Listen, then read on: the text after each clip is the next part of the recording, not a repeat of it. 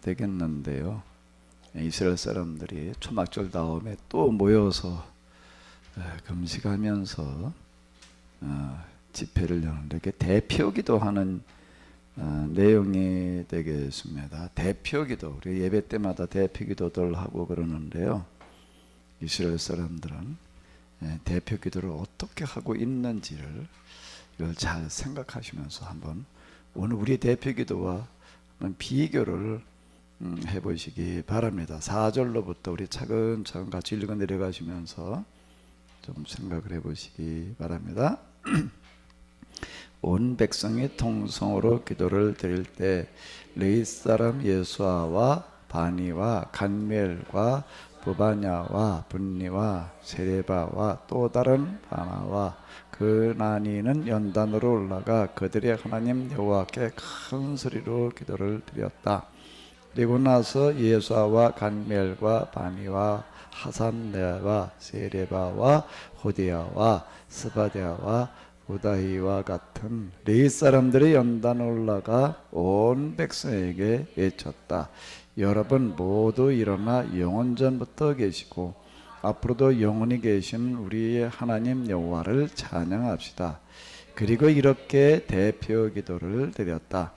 주님의 영원하신 이름을 저희가 모두 찬양합니다. 주님의 성호는 아무리 찬양하고 노래해도 여전히 부족할 따름입니다. 여호와여, 주님만이 만유의 주님이십니다. 주께서 하늘을 지으시고 그 한없이 먼 하늘의 모든 별들을 지으셨습니다. 바다를 지으시고 그곳에 사는 모든 생명을 지으셨습니다.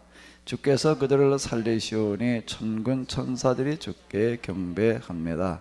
우리의 하나님 여호와여, 주께서 아브라함을 선택하여 갈대아 우르에서 인도해 내시고 그에게 아브라함이라는 이름을 주셨습니다. 주께 향한 그의 진실한 마음을 보시고 그와 계약을 맺으시며 가나안 족속과 헷 족속과 아모리 족속과 브리스 족속과 여부스 족속과 기르가스 족속에 사는 땅을 그의 후손들에게 주시겠다고 그에게 약속을 하시고 그 말씀을 그대로 이루어 주셨습니다. 참으로 주님의 말씀은 변함이 없으십니다. 우리 조상들이 애굽에서 억압을 받자 주께서 그들의 고난을 굽어보셨고 그들의 홍해의 해변에서 부르짖자 주께서 그 소리도 들어주셨습니다. 애굽의 바로와 관리들과 백성이 모두 우리 조상들을 업신여기며 탄압하자 주께서 크신 권능을 보여주시고 엄청난 일들을 행하여 그들을 제압하셨습니다. 주께서 영원 불멸의 명성을 얻으셨고 오늘날 주님의 성호가 온 세상에 알려지게 되었습니다. 우리 조상들이 원수들에게 쫓겨 바닷가에 이르렀으나 주께서 바다를 갈라놓아 바다 가운데를 모두 마른 땅같이 건너가게 하셨습니다. 그러나 그들을 뒤쫓는 원수들은 주께서 깊은 물 속으로 집어던져 마치 돌덩이들처럼 모두 거센 물속 가라앉게 하셨습니다. 낮에는 주께서 구름기둥으로 그들의 갈 길을 인도해 주시고 밤에는 불기둥으로 그들이 걷는 길을 밝혀 주셨습니다. 주께서 우리의 조상들과 하늘에서 말씀하시면서 시내산에 강림하시고 깨닫기 쉬운 법도와 믿을 수 있는 율법과 유익한 규정과 계명들을 주셨습니다. 안식일을 주님의 거룩한 날로 지키도록 주께서 가르쳐 주시고 주님의 종 모세를 시켜 온갖 규정과 계명과 율법을 주셨습니다. 너희 배가 고프면 주께서 하늘에서 양식을 내려주셨고 우리의 조상들이 목이 마르면 주께서 바위에서 물을 내셨습니다. 그러고 나서 주님은 그들에게 손을 들고 맹세하시며 그들이 들어가 살 땅을 주겠다고 약속하시고 과연 그들이 약속된 땅에 들어가 그것을 차지하고 살도록 일러주셨습니다. 그런데도 그들이 교만해졌습니다. 우리의 조상들이 자만해졌습니다. 그래서 모두 고집을 부리며 주님의 명령을 듣지 않았습니다. 주께서 가르쳐 주셔도 그들이 거절하고 듣지 않으며 그들을 도와주실 때 행하신 온갖 기적도 모두 잊어버렸습니다. 오직 애굽으로 돌아가 다시 종살이할 생각들만 하였습니다. 그런데도 주님은 용서해 주시는 하나님, 사랑과 긍휼이 많으신 하나님, 오래 참고 변함없이 사랑을 베풀어 주시는 하나님이십니다. 그러므로 주님은 그들을 버리지 아니하셨습니다. 그뿐이 아니었습니다. 우리의 조상들은 금덩이를 녹여 송아지 우상을 만들어 놓고, 이 금송아지가 여러분을 인도하여 애굽에서 나오게 하신 여러분의 신이십니다 하고 주장하였습니다. 우리의 조상들이 그토록 주님을 모욕하였습니다.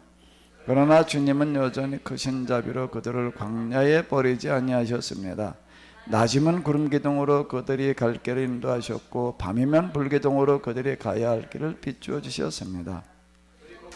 주님의 선한 영을 내려주셔서 그들이 올바른 정신을 갖게 하셨습니다. 그들에게 내리던 만나도 그치신 적이 없었습니다. 목마를 때마다 그들에게 물을 데워 주셨습니다.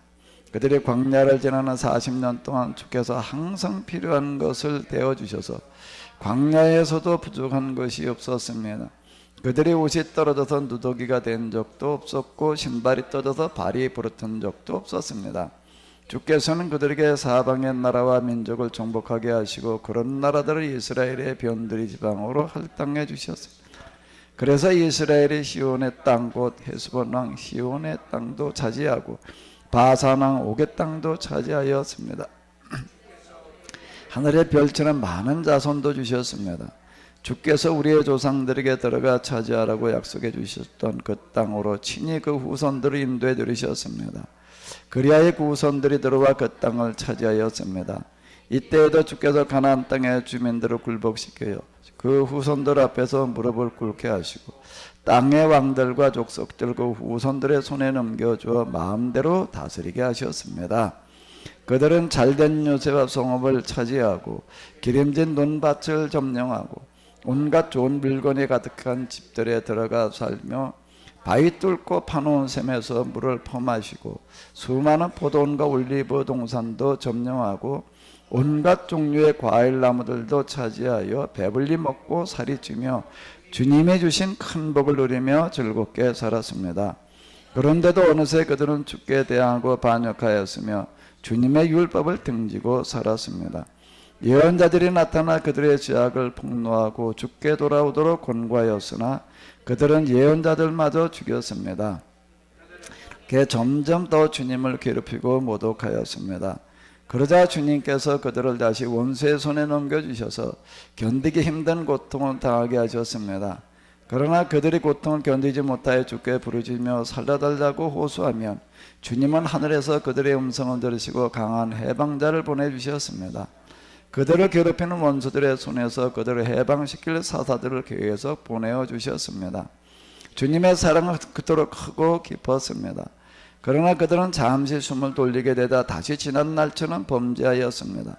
그러자 주께서 그들을 또 원수들의 손에 넘겨주셨습니다. 원수들이 그들을 다시 짓누르자 그들이 또 주께로 돌아와 부르짖었습니다. 그럴 때마다 주께서는 하늘에서 항상 크신 사랑으로 그들의 음성을 들어주시고 그들을 원수들의 손에서 건져내 주셨습니다.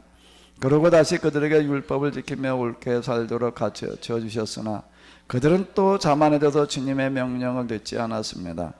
주께서는 사람이 지키기만 하면 살 수 있는 계명을 그들에게 가르쳐 주셨으나 그들은 여전히 반항하고 죄를 지었습니다. 그들은 이렇게 등을 돌리고 반역하며 냉혹한 고집을 꺾지 않고 주님의 말씀을 듣지 않았습니다. 그렇더라도 주께서 여러 해 동안도 참으시면서 그들에게 주님의 영을 직접 부어주어 가르치시고 주님의 예언자들을 보내 깨우치셨습니다. 그런데도 그들은 듣지 않았습니다. 그래서 마침내 그들을 강대국의 포악한 손에 넘기셨습니다. 그러나 주님의 사랑은 크셔서 그들을 불쌍히 여기셨습니다. 그들을 완전히 멸절시키거나 영영 버리지 아니하셨습니다. 주님은 그토록 용서와 사랑이 많으시는 하나님이십니다.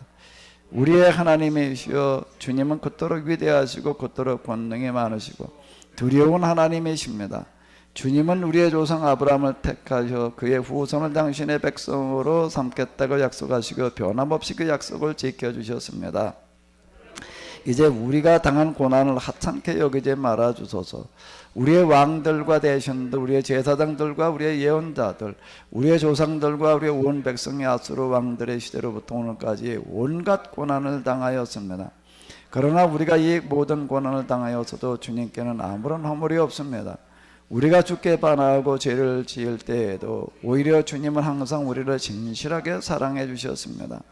우리는 모두 죄인들입니다. 우리의 왕들과 대신들도 죄인이요 우리의 제사장들과 조상도 주님의 율법을 따라 살지 않았습니다. 우리의 주님의 가르치심을 기쁘게 듣지 않았고 우리를 책망하는 주님의 경고를 언제나 헛듣고 살았습니다. 주께서 우리 조상들에게 좋은 나라를 주셨습니다. 그들에게 넓고 비옥한 땅을 주시고 온갖 복으로 가득 채워주셨습니다. 그런데도 그들은 주님을 섬기지 않았고 악행을 벌이고 주께로 돌아오지도 아니하였습니다. 그런데 오늘날 우리의 신세를 보십시오. 우리는 모두 노예 신세가 아닙니까? 우리 조상들에게 주시며 그 좋은 열매와 소산을 먹으며 살던 바로 그 땅에서 지금 우리들이 노예 신세가 되어 있습니다. 이 땅의 많은 산물도 강대국들의 왕들이 거두어 갑니다. 주께서 우리를 강대국의 왕들에게 넘겨주셨기 때문입니다. 우리가 그토록 큰 죄를 지었습니다. 그래도 지금 우리의 몸도 우리의 것이 아니며 우리의 가축도 우리의 것이 아닙니다. 강대국의 왕들이 마음대로 우리를 부리고 처리합니다. 그래서 우리가 이토록 엄청난 고난을 당하고 있습니다. 아멘. 네, 37절까지가 되겠는데요. 이스라엘 사람들이 모여서 예배를 드릴 때 대표 기도했던 그런 내용이 되겠습니다. 이 대표 기도를 같이 이렇게 차근차근 좀 읽으셨는데요. 이 대표 기도의 특징은 어떤 걸까요? 우리 소집사님.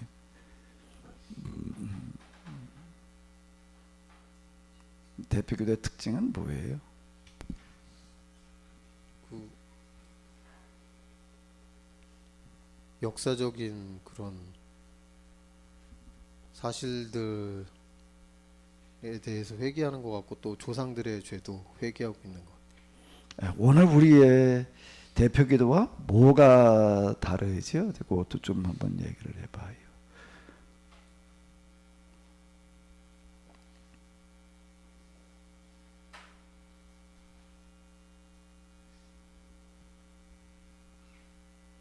오늘 우리가 하는 대표 기도와 어떤 점이 다를까요? 일단 조상의 죄를 회개한다는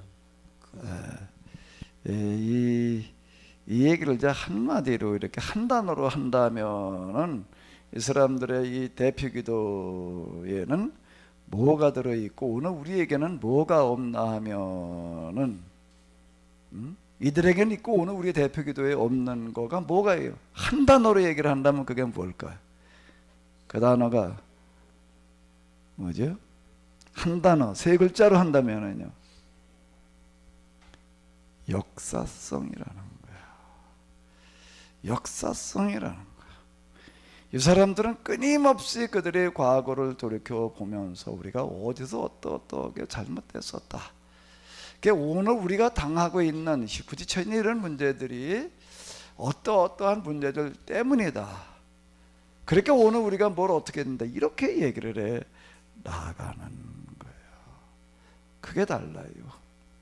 근데 이 사람들이 기도뿐만 아니라 설교 내용들도 이렇게 보게 되면 이제 우리가 잘 알고 있는 그 사도행전 7장에 나오는 스데반의 설교라고 하는 게 있는데 그 설교 때문에 이제 스데반이 유대인들에게 이제 돌에 맞아 이제 이렇게 죽습니다.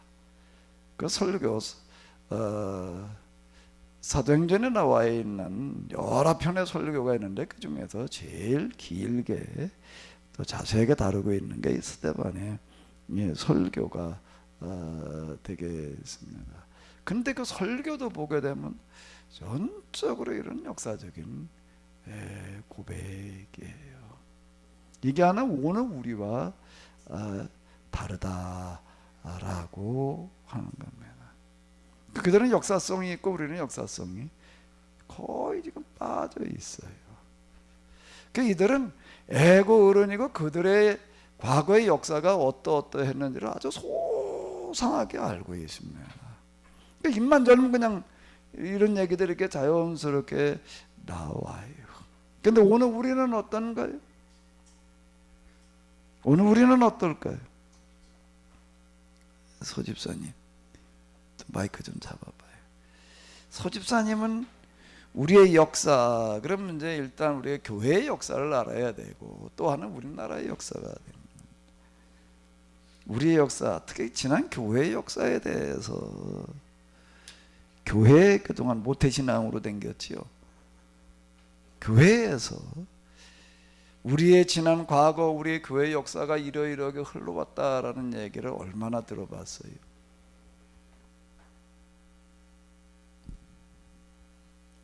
그런 얘기는 배운 적이 없습니다. 소집사님만 그러시겠지. 딴 분들은 많이 들었고 다 대충 아시겠지요. 놀랍게도 우리는 교회 안에서 지난 과거에 우리 교회가 어떤 과정을 겪어서 여기까지 왔는지에 대해서 몰라요. 그냥 뭐 거기 가끔 가다가 누구 그저 과거에 있었던 사람 얘기를 들어가지고 그저 예화비 수렴하기나 좀 들어보거나 뭐 그 정도 이외에는 몰라요. 왜 그럼 이런 얘기를 교회에서 들어보지를 못할까? 왜 그럴까요? 왜 그런가 하게 되면 교회에서 설교를 하고 가르치시는 분들조차 지난 과거 우리의 교회 속에서 무슨 일들이 있었는지를 거의 몰라요. 거의 몰라. 아마 지금 목사님들한테 백지를 한 장 주고 지나간 우리나라 우리 교회의 역사에 대해서 간략하게 얘기를 하고 흐름을 한번 그 특징을 이렇게 좀 써봐라. 그러면은 그걸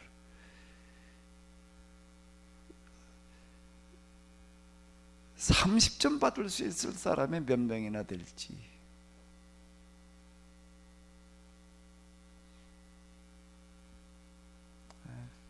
거의 대부분이 90% 이상 10점 미만일 거예요. 엄밀하게 그걸 제대로 이렇게 점수 딱 매긴다라고 하게 되면 거짓말처럼 모릅니다. 그럼 왜 그러냐라고 하면 신학교를 가게 되면은 뭐 교회사라는 과목이 있긴 있는데요. 앞부분 조금 하다가 보게 되면 종강하게 되고요. 혼자서 정말 열심히 하지 않으면 모릅니다. 그러니까 교회사라고 하는 그 역사신학 이렇게 얘기를 하는데 그 분야가 신학 중에서도 제일 어려운 분야에 들어갑니다. 왜? 지난 과거의 역사라고 하는 거가요, 어마어마하게 많은 사건들이 있고 연대들이 있고 사람이 있고 사상이 있고, 그러니까 이걸 다 파악한다는 게 일단 쉽지를 않은 얘기고, 거기에 또 이런 사상이 여기서 시작된 이런 사상과 이런 흐름이 어떻게 어떤 사람들 같아 가지고 어떻게 이렇게 흘러 가지고 이렇게 내려왔는지 그거를 파악한다라고 하는 거는 대단히 어려워요.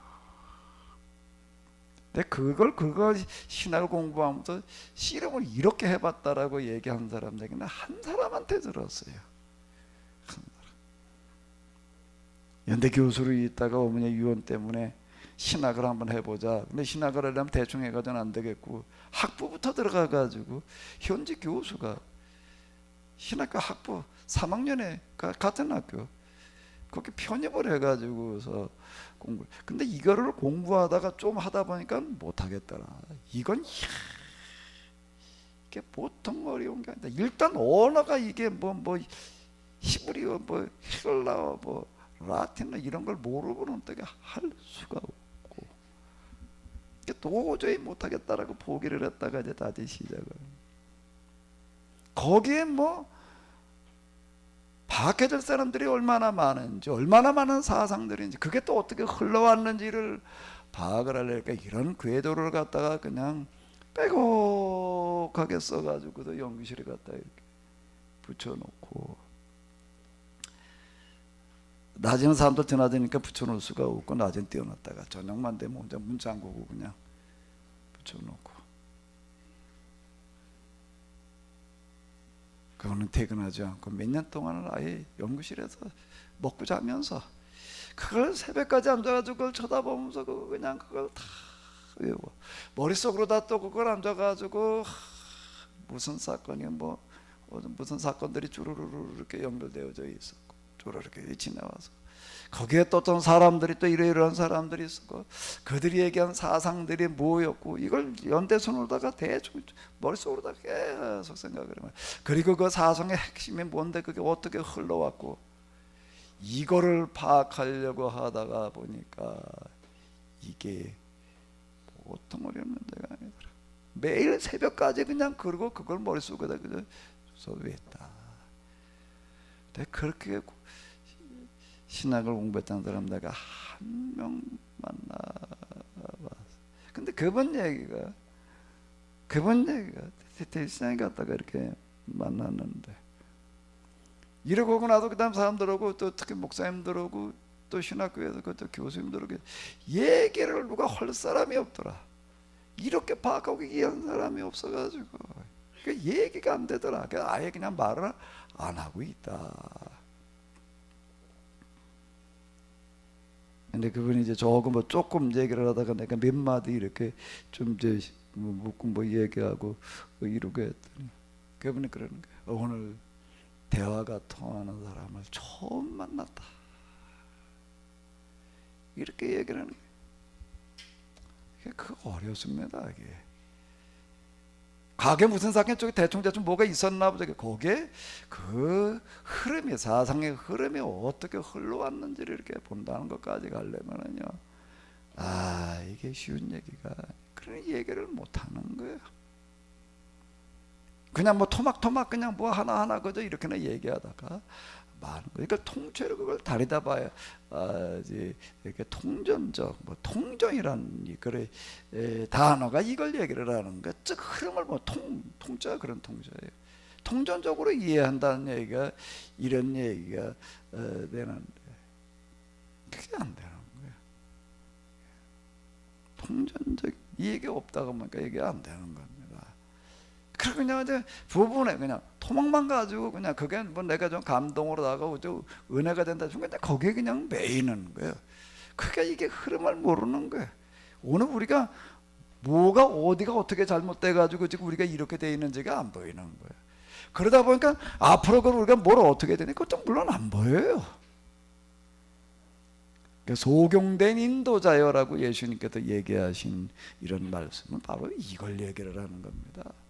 소경된 인도자. 예수님께서 그 당시 이 말씀을 가르치는 서기관들을 바리새인들 향해서 하신 말씀인데 유대인들은 이렇게 하고 있었는데도 소경된 인도자라고 그랬어요.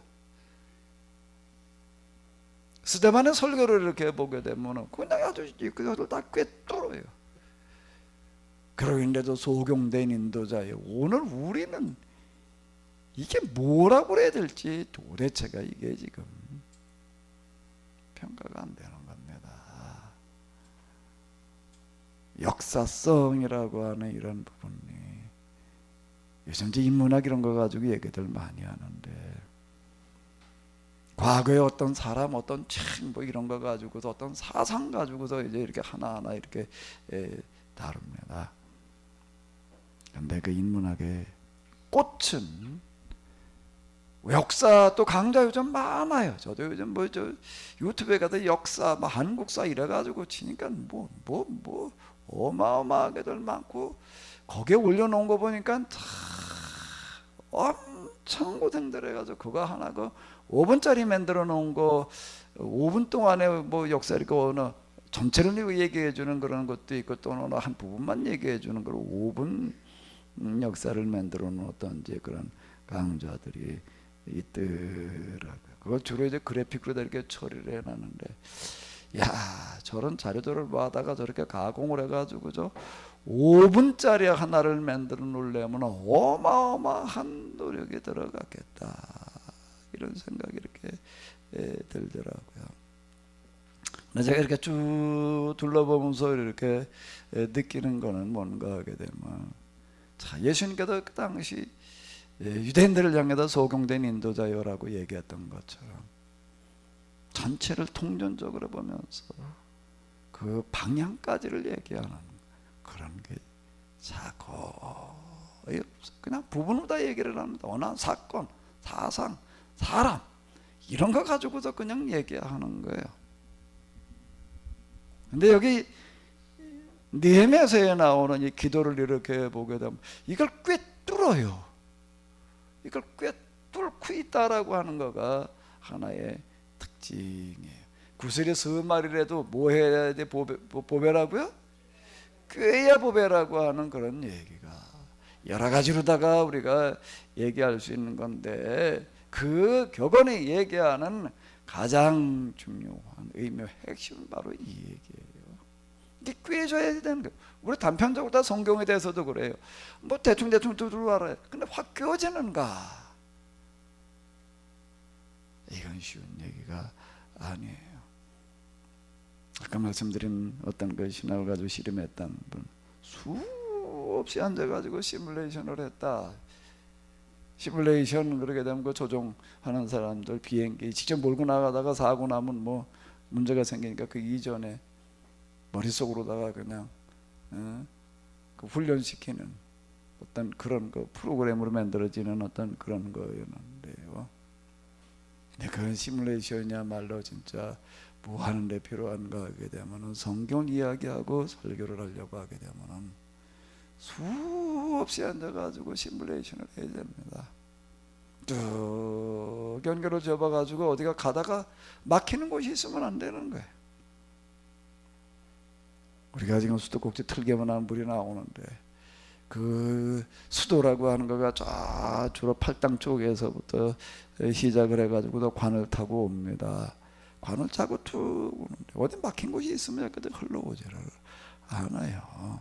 마찬가지인데 이 사람들은 어떤가 하게 되면 이렇게 꿰뚫고 있어요. 근데 그것도 그들의 역사를 파악하지를 못하고 있어서가 아니라 그걸 제대로 그거를 꿰뚫지 못하는, 그걸 가리켜서 소경된 인도자요라고 이렇게 얘기하는. 우리는 아예 그 과거에 무슨 일들이 있었는지조차도 몰라요. 그러니 참 뭐라고 이건 뭐 평가 자체를 할 수 없는 어떤 그런 식이 되겠는데요. 자, 좀 나가면서요, 이 사람들은 도대체 지금 요 기도는 어느 시점인가 하면 포로 귀환해가지고도 지금 정착되어져 가는 그 시점인데요. 이렇게 쭉 지금 읽어보셨잖아요. 우리가 왜 지금 이렇게 어려움을 겪고 있는지, 우리가 여기 지금 이런 얘기를 하고 있어요. 마지막에 이렇게 보게 되면은 37절 이 얘기예요. 이 땅에 많은 산물도 36절부터 봐야 되겠네. 한번 미안하지만 다시 한번 같이 보시도록 하겠습니다. 그런데 오늘날 우리의 신세를 보십시오. 우리는 모두 노예 신세가 아닙니까? 우리 조상들에게 주시며 그 좋은 열매와 소산을 먹으며 살게 하셨던 바로 그 땅에서 지금 우리들이 노예 신세가 되어 있습니다. 이 땅의 많은 산물도 강대국들의 왕들이 거두어 갑니다. 주께서 우리를 강대국의 왕들에게 넘겨주셨기 때문입니다. 우리가 그토록 큰 죄를 지었습니다. 그래서 지금 우리의 몸도 우리의 것이 아니며 우리의 가축도 우리의 것이 아닙니다. 강대국의 왕들이 우리 마음대로 우리를 부리고 처리합니다. 그래서 우리가 이토록 엄청난 고난을 당하고 있습니다. 지금 여기 요 구절을 얘기하기 위해서인데요, 결국에 가서는 오늘 우리가 당면하고 있는 문제들이 뭐 때문이냐라고 하는 것을 이야기하기 위해서 과거의 그걸 쭉 지금 지적해 보면서 바로 이러이러한 것들 때문에 오늘 우리가 이렇게 되어져 있었습니다. 이렇게 지금 이제 고백을 하는 건데요. 여기 지금 이제 우리가 지난주에 읽었던 거를 이렇게 보게 되면은 이런 이야기가 있습니다.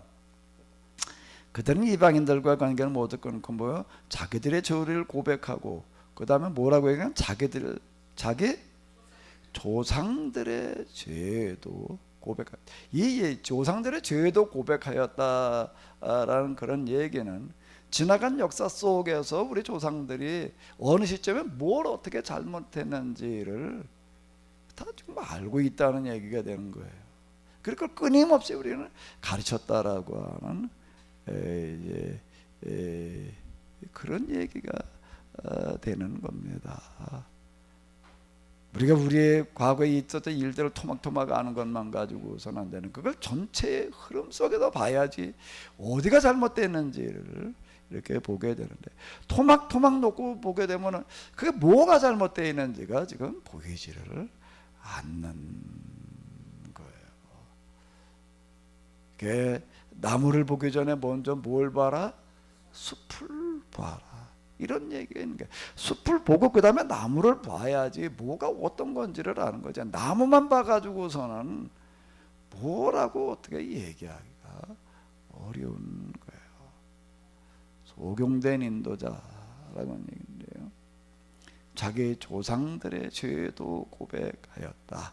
이 얘기는 뭔가 하면 수없이 그들의 과거의 역사 이야기들에 대해서 다 들었다라고 하는 그런 얘기가 되는 건데, 그걸 누가 그렇게 다 가르쳐 줬느냐라고 한다라고 하기 때문에 집에서 부모들이 가르쳐 주는 거예요. 어렸을 때부터 그냥 다 그렇게 얘기를 해 주는 겁니다, 내력에 대해서. 이 사람들은 이런 특징 때문에 어떻게 되는가 하게 되면은 나라가 망하고 전 세계에 흩어져 가지고 수천 년을 살면서도요, 자기 역사를 잃어버리지를 않아요. 문화를 안 잊어버려요. 또 뭐요? 신앙을 그대로 유지해 가는 겁니다. 말을 잃어버리지 않고요, 수천 년을 그러고 나가 살면서도요, 그걸 그대로 지켜가는 어떤 그런 문화가 어떻게 만들어지는가 하면 집에서 부모에 의해서 만들어졌다라고 하는. 요즘 우리 집에서 우리 아이들에게 뭘 얼마나 얘기를 해주나. 여러분들이 뭐 무슨 교회사 뭐 우리나라 역사 말고 이번에 집안 내력 족보는 얼마나 알아요? 서집사님, 집안 내력에 대해서는 얼마나 알아요?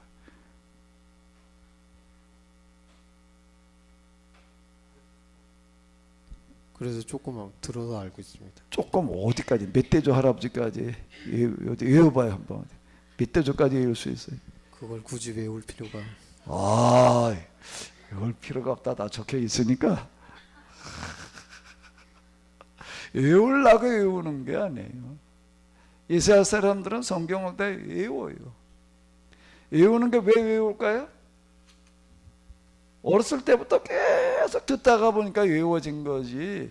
이걸 갖다 이렇게 우리가 가서 외워 알아듣을 때 과제로 다 내줘가지고 외우게 하게 돼. 외우는 사람이 있고 못 외우는 사람이 있어요. 왜? 암기력이 사람마다 다 차이가 나기 때문에 그게 다 안 됩니다. 되는 사람이 있고 안 되는 사람이 있어요. 근데 이스라엘 사람들이 이렇게 보게 되면은요, 율법은 그냥 거의 다 이렇게 외운다. 성인식 할 때문에 다 애들이 외웠다. 그 얘기는 어렸을 때부터 그래서 그렇게 가르치기 때문이에요. 어렸을 때라는 게 언제냐라고 하게 되면 뱃속에서 태어나기도 전부터 계속 성경을 읽어줬다. 아마 유대인의 천재교육이라고 하는 그런 제목의 책을 가다 한번 찾아보십시오. 내가 전에 언제 한번 그런 책이 책방에서 있는 대로 한번 이거 쭉 찾아서 들춰보는데, 하나같이 이야기가 뭔가 하게 되면 유대인 엄마들은 임신을 하게 되면 태교를 성경을 읽어준다는 거야. 소리 내가지고서 혼자 그냥 조용히 읽는 게, 소리를 내가지고 읽어준다는 거야. 뱃속에서부터 이걸 듣는 거예요. 태어나가지고도 계속 그거 읽어주는 거야. 그러니까 그 아이가 저절로 외우게 되는 거지, 외우려고 해가지고 외우는 게 아니다 라고 하는 겁니다. 자, 이 기도의 내용도 우리가 이제 분석해 볼 것이 참 많은데, 이 앞부분에 이렇게 보게 되면 하나님에 대한 이제 그런 찬양이 되겠고요. 그 다음에 이제 아브라함을 고백하는 그런 이야기가 나오고 있습니다. 아브라함, 우리 조상을 아브라함을 부르셨습니다 라고 하는 그런 얘기. 그리고 여기 보게 되면 그와 뭘 맺으면서요? 계약을 맺으시면서 이 사람들이 아브라함의 후손도 이렇게 얘기를 하는데 여기에서 이렇게 고백하는 걸 보게 되면은 아브라함을 부르시는 것과 그 다음에 계약을 맺으시는 것을 가지고 지금 출발을 하고 있는 것을 이렇게 볼 수가 있습니다.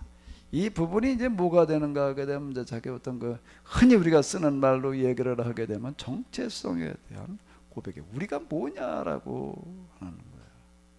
우리가 뭐냐라고 이렇게 얘기를 할 때 하나님과 뭐 한 백성이라는 거예요? 계약을 맺었다라고 하는 거예요. 이 이스라엘 사람들은 그들의 그 이 신앙과 그들의 역사가 둘이 아니에요. 하나예요. 자, 성경에서 얘기하는 거는요. 성경에서는 신앙과 역사가 둘이 아니라 하나예요.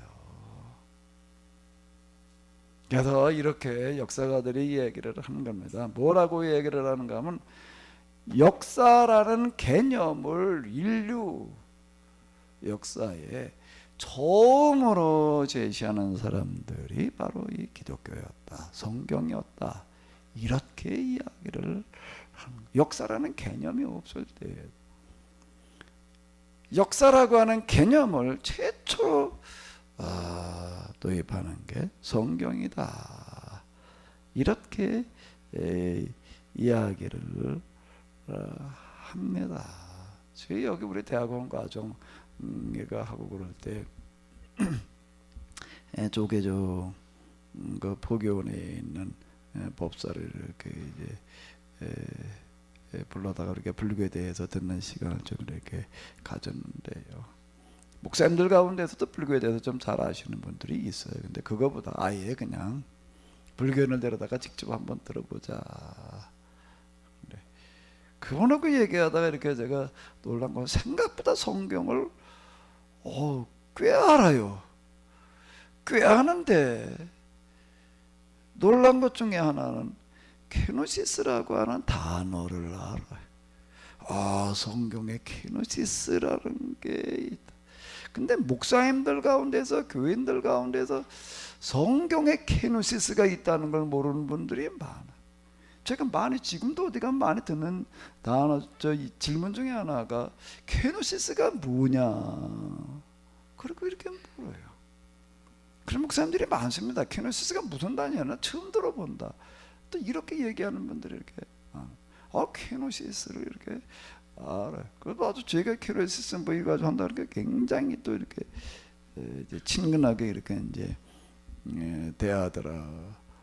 그거 외에도 이렇게 왜 그렇게 그 성경인데도 제가 어떻게 그렇게 아냐 그랬더니 그분 얘기가 뭔가 하면 성경에 들어있는 역사성 때문이다, 이 말을 하더라고요. 역사성이라는 단어 이분이 쓰는 거예요. 근데 우리 불교에는 역사성이 없다. 불교에는 역사성이 없는데 성경에는 역사성이 들어있다, 이 말을 쓰는 거예요.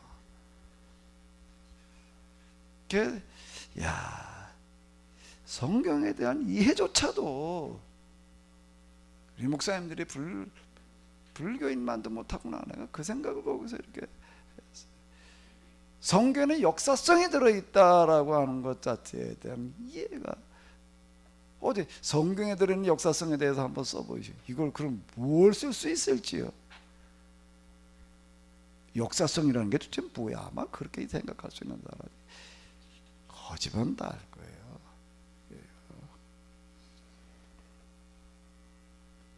역사성, 역사, 그게 여기 그냥 가득 들어가 있는데 그 출발은 이 사람들이 역사를 해석해 나간 출발, 그들의 정체성이면서 그들의 역사의 이해의 출발이 뭔가 하면 계약이라고 하는 거예요. 계약으로 그들은 이 역사를 해석해 나오고 그들의 정체성을 이야기를 하는 거예요. 하나님과 우리는 계약을 맺은 관계다라고 하는 거예요. 그래서 우리는 그러면 계약을 맺었다라고 얘기를 하게 되면 그 다음 무슨 얘기가 되는 거죠? 계약 다 맺어보셨지요? 여러 가지 계약이 있습니다. 아마 그 중에 하나는 무슨 사무실을 얻거나 집을 얻거나 그런 뭐 다 계약서라는 걸 이제 이렇게 있습니다. 또 결혼식을 할 때 보게 되면 이제 서약이라고 하는 게 있어요. 그것도 일종의 계약이에요. 그래서 제가 좀 주례 이렇게 할 때 뭐뭐뭐 하겠느냐 예 대답만 하게 하지 않고 계약 서약문을 읽게 이렇게 좀 하려고 좀 준비를 하죠. 읽어라, 직접 읽어라. 이제 신랑 신부에게 이제 읽게 하고 이제 그러는데 결혼도 계약이고요. 사실 우리가 살아가는 데 있어서 계약이 아니고서는 우리의 삶이라고 하는 게 어렵다라고 할 만큼 사실 우리는 계약 속에서 살고 있습니다. 우리가 자동차를 몰고 운전하고 가는 것도 일종의 계약이에요. 그 법이라고 하는 것 자체가 그 얘기를 하는 거거든요. 자동차를 몰 때는 오른쪽으로 가야 되는 거예요. 난까지 뭐 내가 가고 싶으면 내가 갈 거야. 그렇게 왼쪽으로 가게 되면 안 되는 거고요. 신호등 앞에서도 신호 색깔에 따라서 움직여야 되는 게 일종의 다 그 계약입니다. 그걸 어기게 되면 문제가 생겨요. 근데 이스라엘 사람들은 어떻게 생각을 하는가 하게 되면 우리와 하나님의 관계는 무슨 관계라는 거예요? 계약의 관계다. 이렇게 얘기를 하는 겁니다. 이건 아주 기본이고 출발이에요. 성경책이라고 하는 이름 자체를 뭐라고 그러고 구약, 신약 바꿔 얘기를 하면 무슨 얘기예요? 성경은 뭐라는 얘기예요? 계약서라고 하는 얘기가 되는. 근데 오늘 우리 교회에서는 나와 하나님의 관계가 우리와의 관계가 우리와 하나님과의 관계가 계약의 관계라고 하는 그런 신앙이 얼마나 있는지 또 그런 얘기를 얼마나 우리는 들어보고 있는지. 지금 하나님과 우리의 관계는 계약의 관계다라고 하는 겁니다. 계약을 맺으시고 자 이제 이 블록으로 잡아놓은 부분만 한번 읽어보시기 바랍니다. 가나안 족속과 헷 족속과 아모리 족속과 브리스 족속과 여부스 족속과 기르가스 족속에 사는 땅을 그의 후손들에게 주시겠다고 그에게 약속을 하시고 그 말씀을 그대로 이루어 주셨습니다. 참으로 주님의 말씀은 변함없으십니다. 서집사님, 가나안에 살고 있는 사람들을 다 주시겠다라고 그랬대. 이게 무슨 얘기예요 도대체요? 가나안 족속, 헷 족속, 아모리 족속, 브리 족속, 7 부족들이 가나안에 살고 있어요. 그래서 그걸 이스라엘에 주겠다라고 이렇게 얘기를 하시는. 이게 뭘 얘기일까 이게? 이 고백을 우리가 어떻게 이해를 해야 될까요?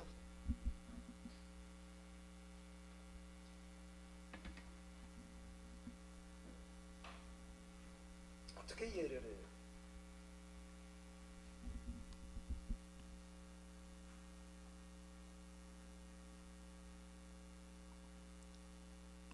누가 한번 얘기 좀 해봐요. 아주 첫 고백이 이 고백부터 들어가는 거예요. 자기들의 신앙에 대한 그리고 민족에 대한 정체성의 고백이 되는 건데요. 계약을 맺은 자라고 하는 겁니다. 근데 하나님과 우리가 그냥 계약을 맺었다 이걸로 끝나지 않고 계약을 맺으시고 아주 가나안에 살고 있는 사람들을 다 우리에게 주시겠다고 그랬다는 거예요. 이걸 어떻게 이해를 해야 돼?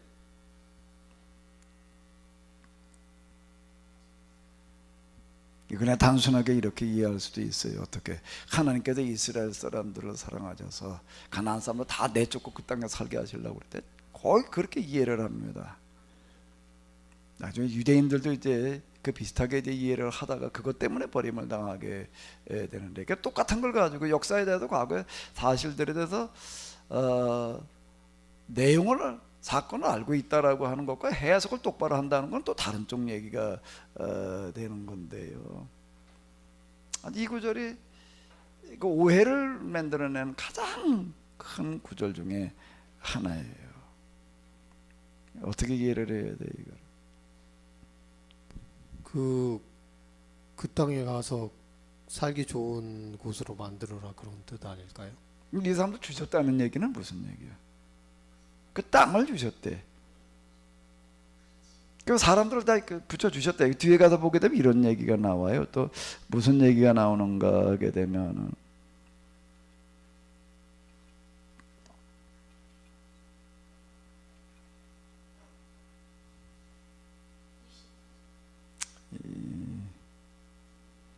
요게 저 24절로부터 25절까지를 읽어봐야지 이게 될 텐데, 이게 요 얘기 주신다는 이야기가 무슨 얘기인가 하게 되면 이 이야기가 되는 건데요. 자, 이거 블록을 잡아놓으면 잘 안 보인다고 그러셔가지고서 24절, 25절 여기 요 부분을 얘기했습니다. 같이 보시겠습니다. 그리하여 그 후손들이 들어가 그 땅을 차지하였습니다. 이때에도 주께서 가나안 땅의 주민들을 굴복시켜 그 후손들 앞에서 무릎을 꿇게 하시고 그 땅의 왕들과 족속들을 그 후손들을 손에 넘겨주어 마음대로 다스리게 하셨습니다.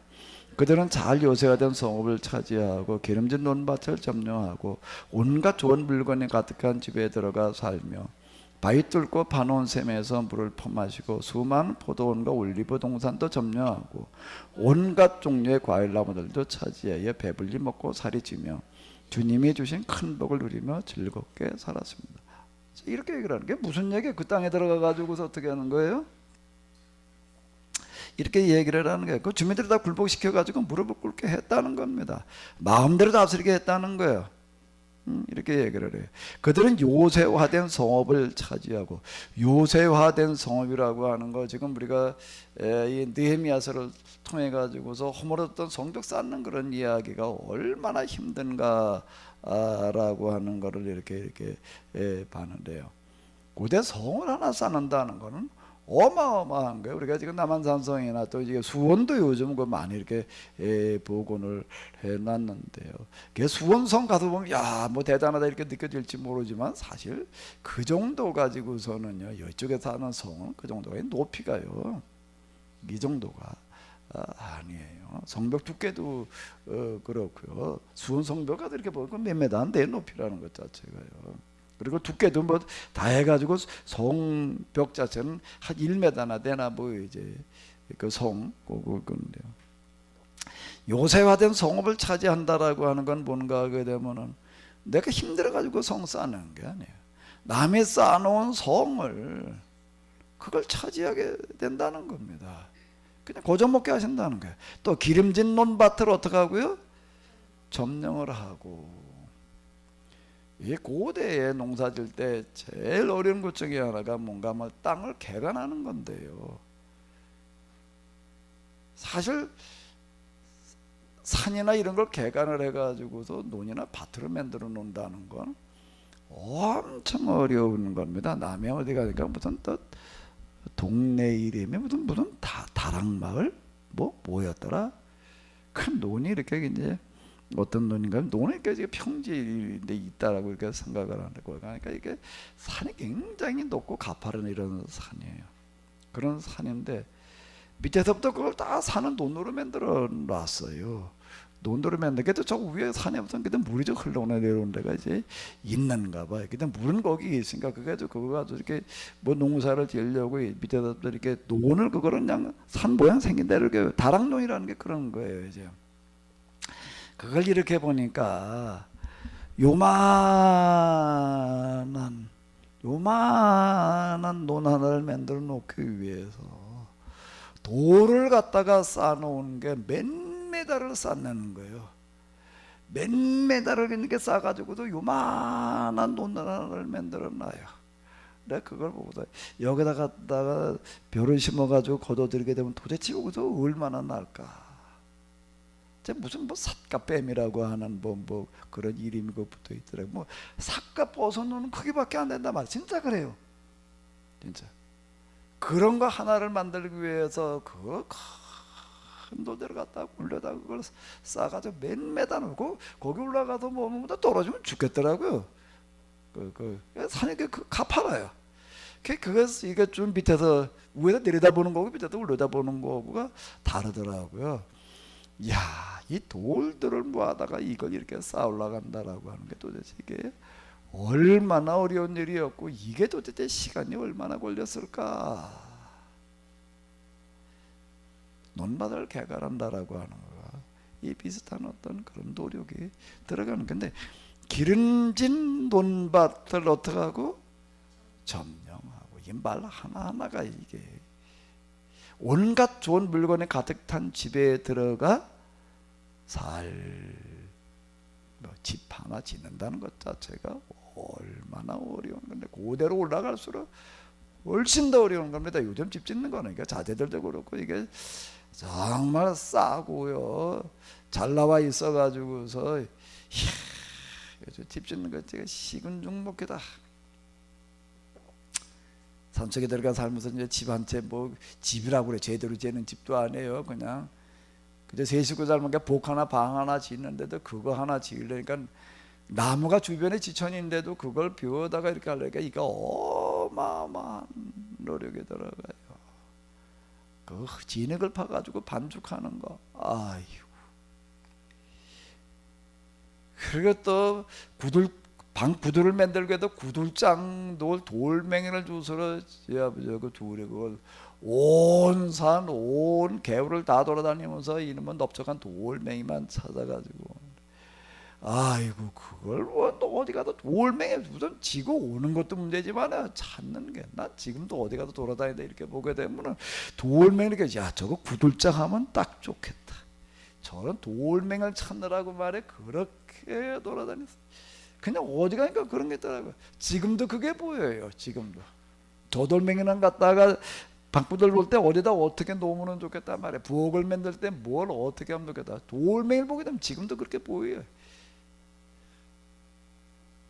집을 한 칸 만든다는 게 거기에 또 온갖 가재 도구들이 가득 찬 집에 들어가 살면 바위를 뚫고 파놓은 샘에서 물을 퍼마시고 이스라엘의 그 가보게 되면 운물이라고 하는 걸 가서 이렇게 보게 되면은요, 이야 도대체 이 운물 하나를 팔려면 이 사람들이 얼마나 노력을 했을까.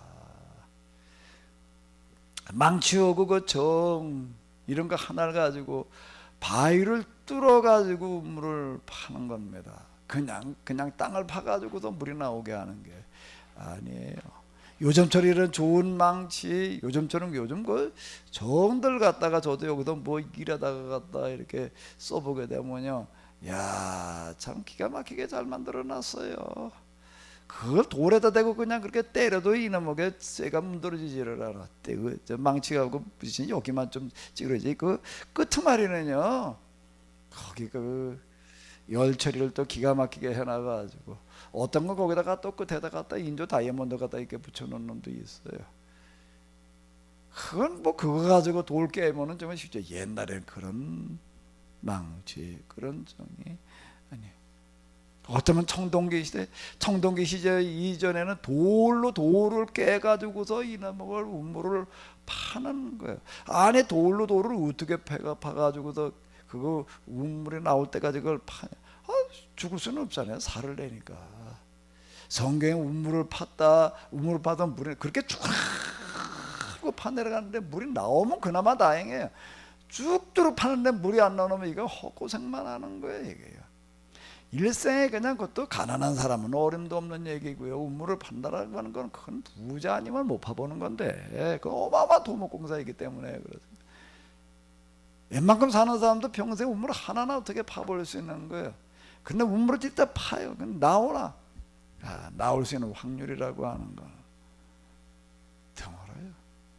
바위를 뚫고 파놓은 샘에서 물을 퍼마시고 이게 얼마나 대단한 얘기인 줄 알아요. 이게 수많은 포도원과 올리브 동산도 점령하고 성경 이렇게 보게 되면 전쟁이 났는데요.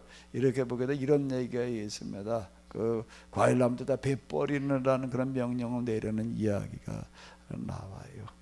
전쟁이 나가지고 땀이 이렇게 쳐들어갔는데 어떻게 하는가 하게 되면은 야 이거 우리가 이렇게 점령을 했는데 이제 여기를 그냥 우리가 지배하면서 여기다 세금이라도 좀 받아 먹자 그러면 절대 과일나무를 베이지 않습니다.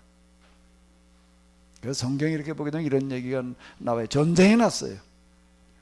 전쟁이 나가지고 나 전쟁에 나가야지 뭐 나라가 망하게 생겼는데 뭐 거기에 예외라는 건 있었는데 예외를 두는 사람이 있습니다. 예외를 두는 사람이 이제 몇 종류가 있는데 이제 금방 결혼한 사람 뭐 기다려. 그 중에 하나가 뭔가 하게 되면 과일나무를 심어가지고 이제 먹게 된 그 시점에 와 있는 사람도 어떤 사람이니까 면제예요.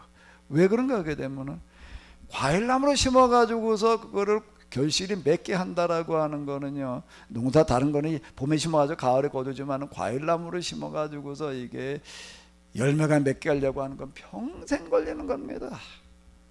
지게 종말이 오더라도 난 사과나무 심겠다는 그 얘기는 요즘 같은 사과나무를 말하는 거 아니에요. 요즘 몇 년만 되면 그걸 사과 따는데 옛날 사과는 30년 40년 되지 따는 거예요.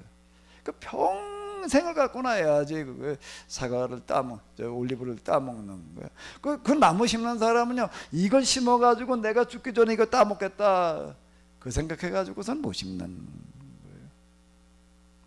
옛날 평균 수명이 20살일 때인데 지금 내가 여기서 과수원을 맺는다, 나무를 갖다 심어가지고도 뭘 하겠다, 그러는데 내 아들 손자 때가 더 따먹게 하겠다 그러고 키워놓는 거가 과일나무를 얘기를, 수많은 포도원과 올리브 동산을 점령하, 이게 그 얘기가 되는 거예요. 이 얘기가요. 온갖 종의 과일나무도 차지하여 배불리 먹고 살이 찌며 주님이 주신 큰 복을 누리며 즐겁게 살았다. 오늘 우리가 볼 때는 별거 아닌 것 같이 보이지만 그 당시로 돌아가서 놓고 보게 되면 그들이 가나안에 들어갔다는 그런 얘기 자체가 얼마나 큰 축복인지요. 주님이 주신 큰 복을 누리며라는 얘기가 지금 이걸 얘기를 하는 건데, 근데 하나님께서 여기 지금 앞으로 다시 돌아가서 이렇게 보자고요. 아브라함과 계약을 맺으셔가지고서 이렇게 주셨다는 거예요. 그래서 그대로 이루어 주셨단 말이에요. 주님의 말씀은 참으로 말씀대로 되어졌다라고 이렇게 고백을 해요. 아니 그럼 이스라엘 사람 입장에서 보게 되면 뭐 그냥 우물도 말에 파놓은 거 그냥 가서 먹고 말이에요. 집도 그냥 지어놓은 거 그대로 가서 살고, 성 하나 쌓려면 그게 얼마나 힘든데 차지하고. 그죠? 반대로 그럼 여기 이 사람들 입장에서 본다면 뭐예요? 그러면 가나안 족속, 헷 족속, 아모리 족속, 브리 족속 입장에서 본다면 뭐예요? 예? 서집사님 이스라엘 입장에서 큰 복이야. 이 사람들 입장에서는요 뭐예요? 그러면 재앙이요. 재앙. 그러면은 하나님이 이스라엘에게 복을 주시고 가나안은 재앙을 내리시는 분인가? 그런 하나님의 저 서집사님은 그런 분을 하나님이라고 믿고 있는 거예요? 어떻게 생각하면 이렇게 생각해요. 나는 하나님 믿으니까 하나님께서 가나안 사람들이야 뭐 헷족속, 아모리 족속, 브리 족속이 어떻게 되거나 말거나 나에게 이렇게 복을 주고 그렇게 믿고 있는 사람도 있어요. 실제로 그렇게 이스라엘이 그거다 망하는 겁니다. 그것 때문에 망하는 겁니다. 그럼 그건 공평하신 하나님이 아니죠. 그렇게 얘기를 알아들게 되면 이스라엘 사람들에게 하나님이 이제 저 사람들 입장에서 볼 때에는 그건 뭐 악마도 그런 악마가 없는 거죠. 그럼 이걸 어떻게 해석을 해야 되느냐라고 하는 거예요. 이 부분이요. 이 사람들 이런 고백 이거 잘못하게 되면은 오순에 빠지게 되는데, 자 이런 신앙을 가지고 있는 거예요. 계약이라고 하는 얘기가 이런 얘기. 이 계약이라고 하는 단어가 도대체 뭘 말하는 걸까요? 이게요. 성경 이름 자체가 계약책이라는 걸 뜻인데 구약 신약. 계약이 뭔 뜻이에요? 뭐가 계약이에요? 계약의 기본적인 개념이 뭐예요? 마이크에서 서집사님 다음으로 가까운 진상희 집사님 일로 와봐요. 마이크를 글로 가지고 가기보다 일로 오는 게 빠르겠어. 어떻게 계약에 대해서 좀 얘기를 해봐요.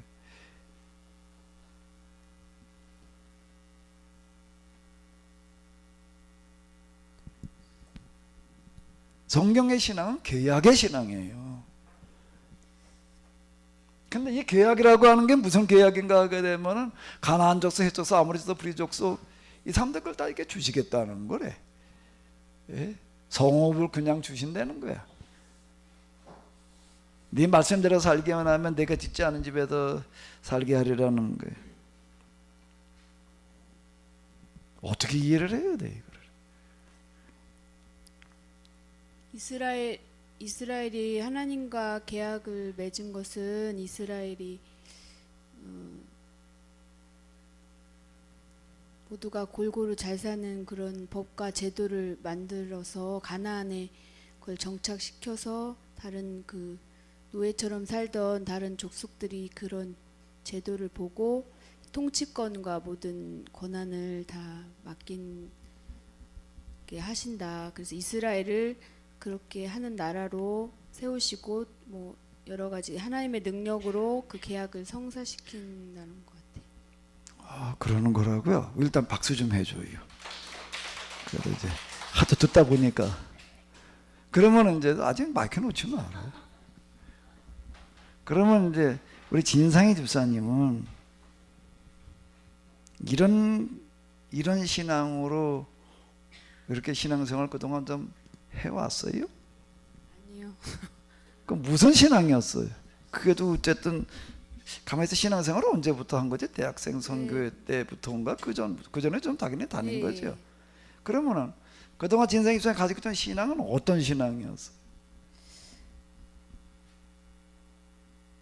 그런 다른 종교랑 마찬가지로 하나님께 정성을 다해서 하나님을 믿고 신뢰하면 하나님이 그 사람에게만 복과 은혜를 주신다는 그런 믿음이 있어서 저도 현실 문제나 이런 게 부딪힐 때 하나님께 정성을 다해서 기도하고 믿으면 그 문제를 해결해 주시리라 그런 믿음 계약이요. 또 구원의 문제는? 구원도 당연히 믿기만 하면 당연히 이루. 그러니까 이제 하늘나라 금방 가는 얘기가 믿기만 하면 어째 예수님께 나를 돌아가셨다는 이거 자체는 믿기만 하면 뭐 하는 거고 구원은 일단 받는 거고 언제 뭐 믿는 순간 이제 믿는 순간부터 그리고 이제 그 구원 받았다는 얘기는 좀 더 구체적으로 죽은 다음에 어떻게 하는 거고요? 하늘나라 가는 거. 그리고 이 세상에서는 그 이제 그 하나님 열심히 잘 섬기면은 또 받아서 뭐 잘 그럼 살- 어떻게 하고 그다음에 복 주시고 그럼 여기 얘기하는 신앙하고 금방 조금 아까 얘기한 거고 어떻게 돼요? 뭐가 좀 서로 이렇게 좀 조합이 맞아요? 여기서 얘기하는 계약이라는 신앙과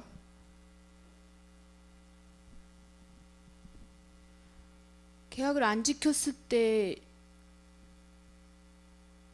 빠졌던 것 같은데요. 저 계약을 안 지키면 어떻게 되는가에 대해서.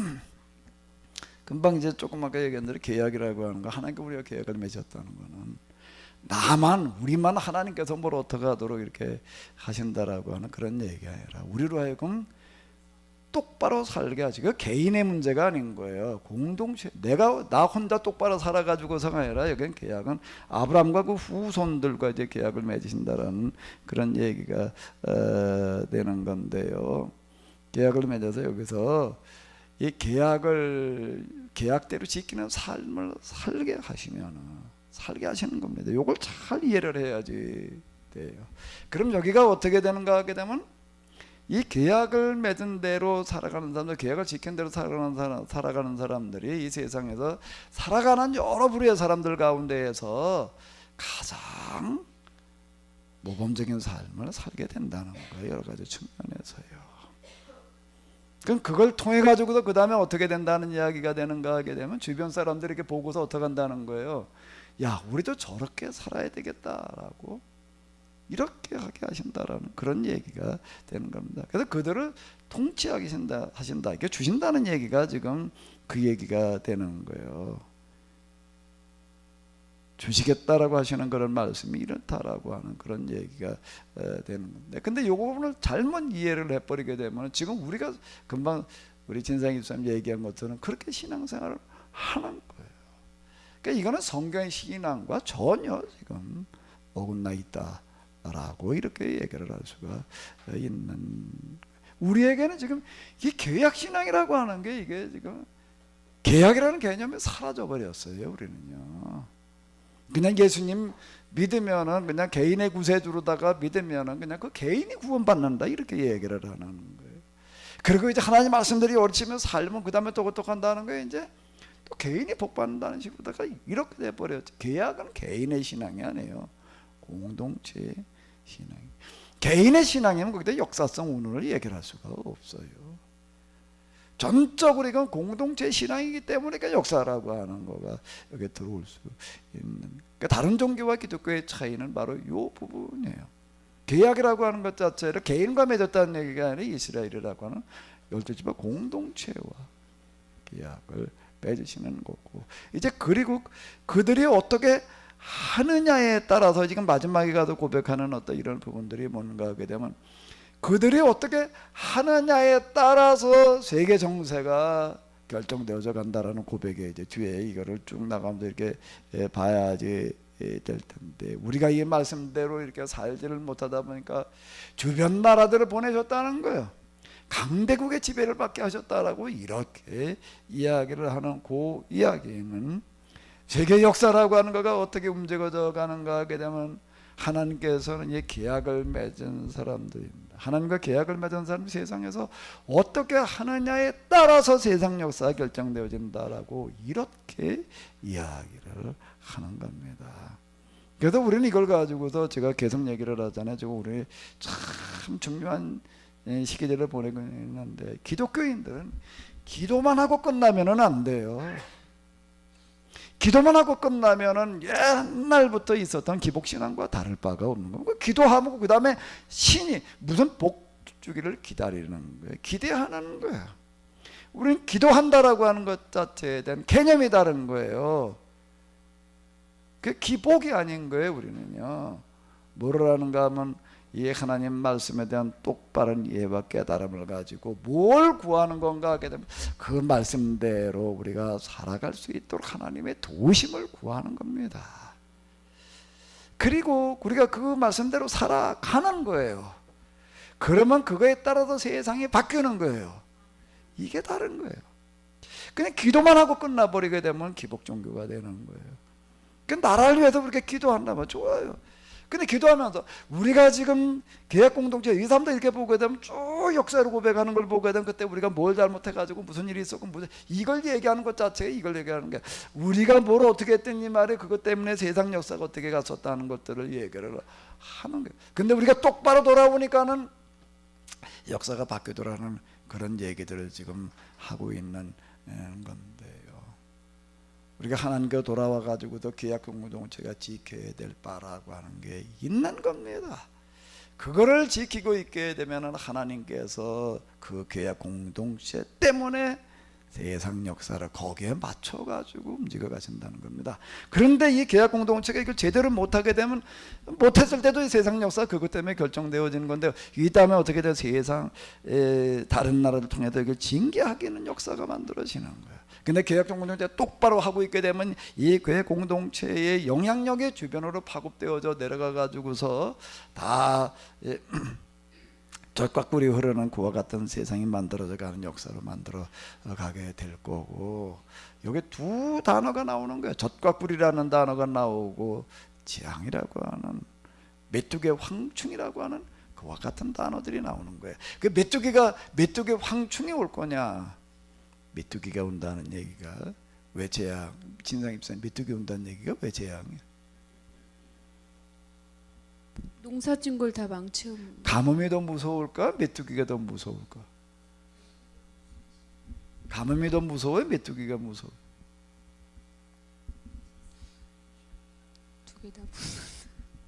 두 개 다 무서워. 서집사님, 가뭄이 더 무서워요? 메뚜기가 더 무서워? 이건 메뚜기란 얘기가 많이 나옵니다.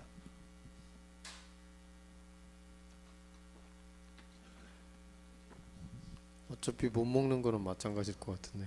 그래서 뭐가 더 무섭다고요? 더 무서운 게 없는데 둘 다 무서운데.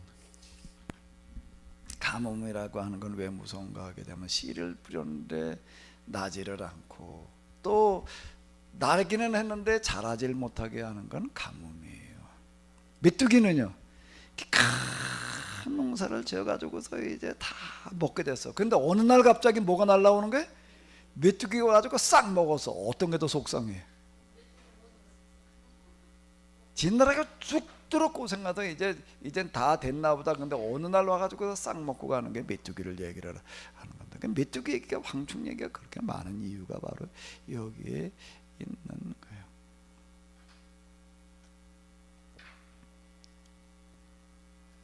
우리가 어떻게 하느냐에 따라서 젖과 꿀이 될 수도 있고 메뚜기와 황충이 될 수도 있다라고 하는 겁니다. 자연재해나 이 모든 것들까지도 절대 우연이 아니라는 거예요.